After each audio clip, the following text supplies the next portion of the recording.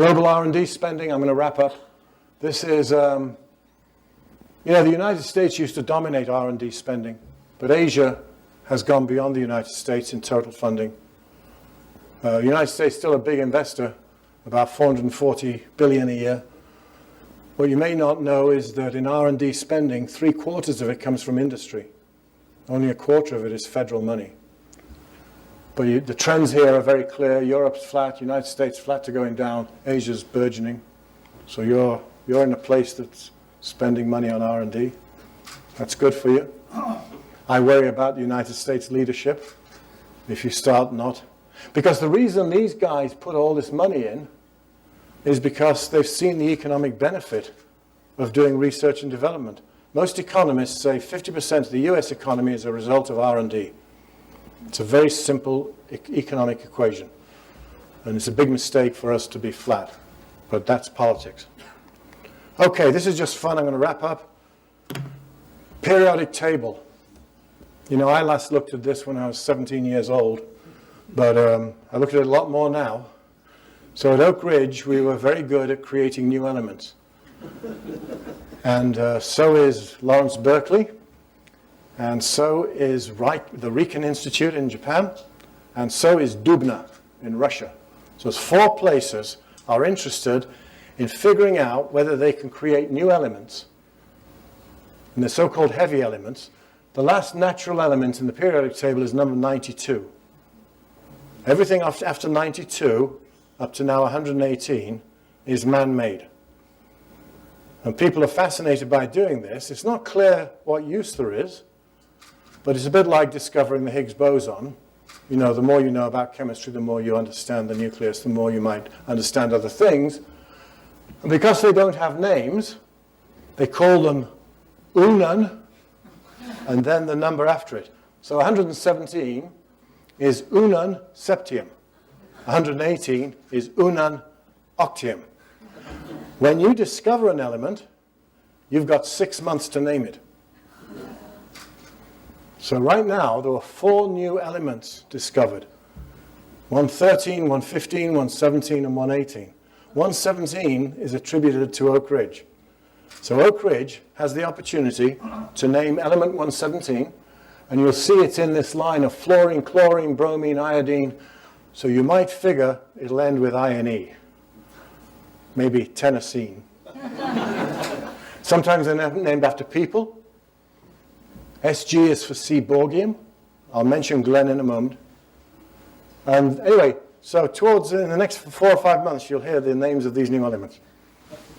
And they're created by firing very heavy atoms into even heavier targets, and you get these. So these atoms last for 1/1000th of a second. You can't pick them up. You make one, and it quickly decays. But you prove it's been there. So Oak Ridge is going to do element 117. It's already been announced as discovered. This is Jim Roberto, looking like a gangster. For those of you that know him, that's highly unlikely. Livermorium was named element 116. So this was named 2 years ago. And this is downtown Livermore at 116 Livermore Avenue. They put a plaque for element 116. And it's called Livermorium. So, keep watching. I thought I'd put this up just for fun. These are people I've worked with.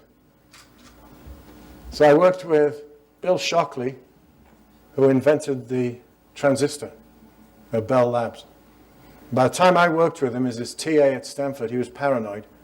When he started a lecture, he would stand with a Polaroid camera, for those of you that know what that is, and he'd take a picture of the audience. Then each time he made a profound comment, he'd write it on a board. When the board was full, he'd take a picture of that, and he'd record everything that was said on mini cassettes, because he believed he was being misquoted all the time. Glenn Seaborg discovered plutonium, as well as predicted all these heavy elements.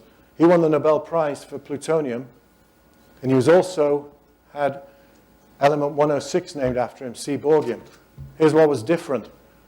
Before Glenn was had this element named after him. No one who was living had ever had an element named after him. And Glenn's daughter, I knew Glenn, Glenn's daughter was driving in LA, and on NPR radio came an announcement that an element had been named after Glenn Seaborg, and she burst into tears because she thought he died. And that within hours they'd named it, and somebody hadn't got hold of her because nobody had ever had an element named.